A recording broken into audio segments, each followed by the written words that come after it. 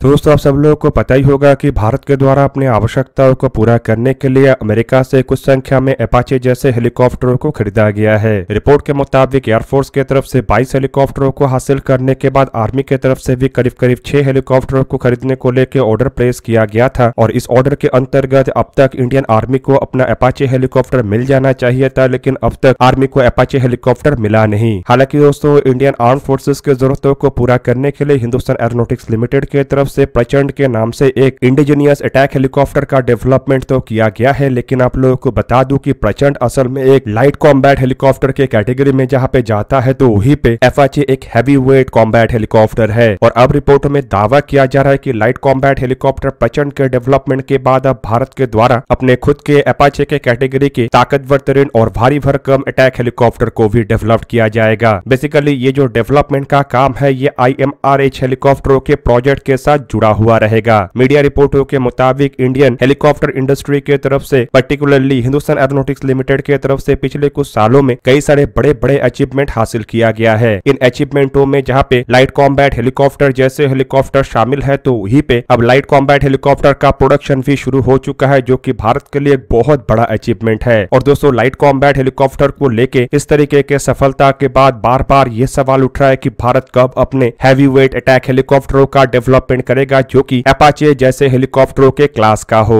और दोस्तों इसी का ही जवाब देते हुए बताया जा रहा है कि IMRH मतलब इंडिजीनियस मीडियम रोल हेलीकॉप्टरों के डेवलपमेंट के साथ साथ इन हेलीकॉप्टरों के बेस पे भारत के द्वारा संभावित एक हैवी वेट अटैक हेलीकॉप्टर का भी डेवलपमेंट किया जाए। अब दोस्तों आप लोगों को पता ही होगा कि जो IMRH प्रोजेक्ट है ये बेसिकली 13 टन कैटेगरी के 2 इंजन वाले हेलीकॉप्टरों का प्रोजेक्ट है और इस प्रोजेक्ट के अंतर्गत केवल मात्र इंडियन आर्मी और इंडियन एयरफोर्स के रिक्वायरमेंट को देखते हुए ही हेलीकॉप्टरों को तैयार नहीं किया जा रहा है, बल्कि इंडियन नेवी के लिए भी deck base multi role helicopter को तैयार किया जा रहा है, जो कि नेवी के कई तरीके के रोल को निभाएगा। और IMRH हेलीकॉप्टरों के अलग अलग रोल में इस्तेमाल होने की संभावनाओं को ही देखते हुए इन हेलीकॉप्टरों के बेस पे एक अटैक हेलीकॉप्टर को मतलब ट्रू कॉम्बैट हेलीकॉप्टर को डेवलप करने को लेके कई तरीके के बातों को रखा जा रहा है। अब बेसिकली दोस्तों देखा जाए तो लाइट कॉम्बैट हेलीकॉप्टरों का जो बेस था वो एडवांस लाइट हेलीकॉप्टर ध्रुव ही बना था और ध्रुव को लेकर सफलता मिलने के बाद ही भारत की तरफ से लाइट कॉम्बैट हेलीकॉप्टर के प्रोजेक्ट के तहत आगे बढ़ा जा सका। और उसी तर्ज पे ही देखा जा रहा है कि अगर भारत IMRH प्रोजेक्ट में एक हैवी वेट हेलीकॉप्टर का बेस बना लेता है तो उसी बेस का उपयोग करके आसानी से अपाचे क्लास के हेलीकॉप्टर को तैयार किया जा सकेगा। अब IMRH प्रोजेक्ट के अंतर्गत ऑलरेडी भारत के द्वारा कई तरीके के एक्सटेंसिव कैपेबिलिटी का डेवलपमेंट किया जा रहा है, जिनमें संपूर्ण एयरफ्रेम से शुरू करके इसके कंपोजिट मटेरियल और एवियोनिक्स से शुरू करके इसके इंजन इंटीग्रेशन भी शामिल है। और रिपोर्टों में यह भी दावा किया जा रहा है कि IMRH के लिए संपूर्ण एक नए इंजन का भी डेवलपमेंट हो रहा है, जो कि भारत सैफ्रॉन हेलीकॉप्टर इंजन के साथ मिलकर ही बना रहा है, जो कि इतना ताकतवर होगा कि 2 इंजनों के सहारे 13 टन तक के maximum take off weight category वाले हेलीकॉप्टरों को लिफ्ट कर सके। अब देखा जाए तो ऑलरेडी भारत के पास लाइट कॉम्बैट हेलीकॉप्टरों के डेवलपमेंट के वजह से कॉम्बैट हेलीकॉप्टरों के डेवलपमेंट को लेकर काफी अच्छा खासा एक्सपीरियंस है। और अगर IMRH बन जाता है तो IMRH का एक्सपीरियंस और लाइट कॉम्बैट हेलीकॉप्टर प्रचंड का एक्सपीरियंस को एकत्रित करके भारत आसानी से हैवी वेट हेलीकॉप्टर को निर्माण कर सकेगा। बेसिकली दोस्तों प्रचंड हेलीकॉप्टर को देखा जाए तो नो डाउट ये काफी ताकतवर हेलीकॉप्टर और इंडियन आर्म फोर्सेस के जरूरतों को काफी बेहतरीन ढंग से पूरा कर सकता है। पर इसके बावजूद भी हैवी वेट हेलीकॉप्टरों का आवश्यकता इंडियन आर्म फोर्सेस को इसीलिए भी है क्योंकि हैवी वेट हेलीकॉप्टर भारी वजन को लेकर उड़ान भर सकता है, जिस वजह से इसमें ताकतवर तरीन और काफी भारी मिसाइलों को भी लगाया जा सकेगा। इवन एक हैवी वेट हेलीकॉप्टर लंबे दूरी तक मिशनों को भी अंजाम दे सकता है, जो कि लाइट वेट हेलीकॉप्टरों के पास अंजाम देने का क्षमता नहीं होता है। हालांकि प्रचंड हेलीकॉप्टर जिस तरीके से हाई ऑल्टीट्यूड में जा सकता है, ऐसा क्षमता दुनिया के किसी अन्य हेलीकॉप्टर के पास नहीं है। और इवन अपाचे जैसे हेलीकॉप्टर भी इतने हाई ऑल्टीट्यूड में नहीं जा सकता। और प्रचंड हेलीकॉप्टरों के जो सबसे बड़ा लिमिटेशन है वो है इसके पेलोड क्षमता, और केवल मात्र 1750 किलोग्राम ही है, जबकि अगर प्रचंड हेलीकॉप्टरों को देखा जाए तो प्रचंड हेलीकॉप्टर करीबन 2700 किलोग्राम तक के पेलोड को कैरी कर सकता है। और संभावित इसी वजह से भारत को भविष्य में एक हैवी वेट अटैक हेलीकॉप्टर का आवश्यकता हो और इसी आवश्यकता को अब IMRH हेलीकॉप्टरों को बेस बना के पूरा करने का तैयारी किया जा रहा है। दोस्तों एक तरफ जहां पे भारत अपने खुद के एक हैवी वेट हेलीकॉप्टरों को डेवलप करने को लेकर सोच विचार कर रहा है, तो वहीं पे दूसरी तरफ इंडिया और यूक्रेन के द्वारा भी अब मरीन इंजनों को डेवलप करने को लेकर एक ज्वाइंट वेंचर का एक्सप्लोरेशन किया जा रहा है। मतलब संभावनाएं काफी अधिक है कि आने वाले समय समय में भारत यूक्रेन के साथ मिलकर V1 मरीन इंजन का डेवलपमेंट करे। वैसे आप लोगों के जानकारी के लिए बता दूं कि अब तक इंडियन नेवी के कई सारे ऐसे जहाज है जिसमें कि यूक्रेन के द्वारा सप्लाई किया हुआ इंजनों का उपयोग किया जा चुका है। और बेसिकली सोवियत यूनियन के जमाने में सोवियत यूनियन के साथ मिलकर भारत के द्वारा जिन जहाजों को तैयार किया गया है या फिर जिन जहाजों को उस दरमियान भारत की तरफ से खरीदा गया था, उनमें से ज्यादातर जहाजों में जो इंजन है वो यूक्रेन से ही सप्लाई किया जाता है। पर पिछले कुछ सालों के अंदर सप्लाई चेन अनरिलायबल होने के वजह से भारत के द्वारा यूक्रेन से काफी कम मात्रा में इंजनों को हासिल किया गया या फिर इंजनों को हासिल करना बंद ही कर दिया गया। पर जब प्रधानमंत्री श्री नरेंद्र मोदी कुछ ही दिन पहले यूक्रेन के दौरे पे गए थे और यूक्रेन के प्रेसिडेंट व्लादिमीर ज़ेलेंस्की के साथ मुलाकात किए थे, तब कुछ रिपोर्टों में दावा किया जा रहा है कि दोनों देशों के बीच में फिर से ऐसे कोऑपरेशन को एनहांस करने को लेकर बातचीत हुआ, जिनमें डिफेंस सेक्टर से शुरू करके economical ties even science and technology तक शामिल है। हालांकि दोनों देशों के प्रधानों के बीच में जो मुलाकात हुआ उसका असल मकसद लड़ाई को रोकना और यूक्रेन को फिर से अपने पैर पे खड़ा करने को लेकर था, लेकिन बताया जा रहा है कि इस दरमियान फिर से दोनों देश एकत्रित रूप में मरीन इंजन के सेक्टर में कैसे काम कर सकेगा उसे लेके भी चर्चा हुआ। यहाँ पे दोस्तों आप लोगों के जानकारी के लिए बता दूं कि सोवियत यूनियन टूटने के बाद सोवियत यूनियन के कई सारे डिफेंस इंडस्ट्री यूक्रेन को मिला था और उन्हीं इंडस्ट्री में शिप इंजनों का भी इंडस्ट्री शामिल था। और इसी वजह से सोवियत यूनियन टूटने के बाद कई सालों तक रशिया के द्वारा भी यूक्रेन से ही इंजनों को हासिल किया गया। पर साल 2015 में जब क्राइमिया के क्राइसिस हुआ था, उसके बाद से रशिया को यूक्रेन के द्वारा इंजनों का सप्लाई बंद कर दिया गया था। हालांकि लगभग 3 साल पहले जो रशिया और यूक्रेन का लड़ाई शुरू हुआ, उसके बाद से एक तरीके से आप कह सकते हैं कि यूक्रेन के जो डिफेंस इंडस्ट्री और डिफेंस प्रोडक्शन है वो संपूर्ण रूप से बंद ही पड़ गया है। और दोस्तों यूक्रेन फिर से अपने इस डिफेंस इंडस्ट्री को शुरू करना चाहता है या फिर कहे तो इसे कंटिन्यू करना चाहता है, ताकि डिफेंस इक्विपमेंटों को बेच के यूक्रेन को जो हर साल करोड़ों रुपए का फायदा हो रहा था उसे बरकरार रखा जा सके। पर इस कंडीशन में जिस तरीके से रशिया और यूक्रेन का लड़ाई चल रहा है, ऐसे में यूक्रेन के लिए बिना किसी अन्य देश के मदद से अपने डिफेंस इंडस्ट्री को स्टार्ट करना पॉसिबल नहीं हो पाएगा। और दोस्तों मुझे नहीं लगता है कि यूक्रेन और रशिया के लड़ाई थमने से पहले भारत भी किसी भी तरीके से यूक्रेन के ऐसे डिफेंस इंडस्ट्री में किसी भी तरीके का इन्वेस्टमेंट करेगा। हालांकि वहीं पे अगर देखा जाए तो ऐसे में भारत ही एकमात्र ऐसा देश है जो कि यूक्रेन को मदद भी कर सकता है और यूक्रेन को अगर मदद किया जाता है तो इससे शायद रशिया को भी आपत्ति नहीं होगा। और ये मैं इसीलिए कह रहा हूँ क्योंकि इससे पहले भी कई बार भारत द्वारा यूक्रेन और रशिया में मध्यस्थता किया जा चुका है। एग्जाम्पल के रूप में प्रोजेक्ट 11356 मतलब तलवार क्लास के जहाजों को ही देख ले, जो कि एक समय रशिया अपने लिए बना रहा था और उसमें यूक्रेनियन इंजनों का उपयोग हो रहा था। लेकिन आधा कंस्ट्रक्शन के बाद जब क्राइमिया का क्राइसिस हुआ तो रशिया के इन जहाजों के लिए यूक्रेन के तरफ से इंजनों के सप्लाई को रोक दिया गया। भारत के द्वारा इसके बीच बाद मध्यस्थता करते हुए एक बीच का रास्ता निकाला गया और इन जहाजों को रशिया से खरीद लिया गया और यूक्रेन के द्वारा तब जहाजों के लिए इंजनों का भी सप्लाई किया गया, जिससे कि यूक्रेन को भी नुकसान नहीं हुआ और रशिया को भी नहीं हुआ। और इसी वजह से शायद यूक्रेन भी चाहता है कि भारत यूक्रेन के गैस टरबाइन इंजन मतलब जहाजों में इस्तेमाल होने वाले इंजनों के सेक्टर में इन्वेस्टमेंट करे और ज्वाइंट डेवलपमेंट या ज्वाइंट वेंचर मैकेनिज्म में इन इंडस्ट्रियों को आगे बढ़ाए। हालांकि अगर देखा जाए तो आने वाले सालों में भारत को भी काफी बड़े मात्रा में ऐसे इंजनों का आवश्यकता है जो कि जहाजों में इस्तेमाल हो, क्योंकि भारत के द्वारा लगातार कई सारे जहाजों के कंस्ट्रक्शन के काम को अंजाम दिया जा रहा है और आने वाले समय में भी कई सारे और जहाज भारत बनाएगा। ऐसे में नो डाउट अगर भारत के साथ ऐसा ज्वाइंट वेंचर होता है तो भारत को इससे फायदा ही होगा, क्योंकि इससे गैस टरबाइन इंजनों की जो टेक्नोलॉजी है वो भारत में आएगा और आने वाले समय में जिन इंजनों को भारत के द्वारा यूक्रेन से खरीदा जा रहा था वो भारत में ही प्रोड्यूस होगा और अपने जहाजों की इंजनों के मामले में भी भारत आत्मनिर्भर हो जाएगा और अन्य देशों के ऊपर डिपेंड होना नहीं पड़ेगा। फिलहाल अगर देखा जाए तो जहाजों में इस्तेमाल होने वाले इंजनों को लेकर यूक्रेन के अलावा भारत अमेरिका और ब्रिटेन जैसे देशों के ऊपर निर्भर है। हालांकि अमेरिका भी अपने LM2500 इंजनों को सप्लाई करने को लेकर लगातार भारत के साथ बातचीत कर रहा है और ब्रिटेन तो अपने MT30 इंजनों को भारत में मेक इन इंडिया इनिशिएटिव के अंतर्गत प्रोड्यूस करने के लिए भी तैयार है। ऐसे में देखना यह है कि भारत अमेरिका और ब्रिटेन जैसे देशों का साथ छोड़ के यूक्रेन के साथ आगे बढ़ता है या नहीं। दोस्तों आप लोगों को क्या लगता है कि भारत को यूक्रेन के साथ ज्वाइंट वेंचर में इंजनों को बनाना चाहिए या नहीं? कमेंट करके अपनी राय अवश्य दीजिए। दोस्तों आज के इस वीडियो को यहीं पे ही करते समाप्त। किसी और एक दिन किसी और एक वीडियो में मिलेंगे, तब तक के लिए जय हिंद, वंदे मातरम।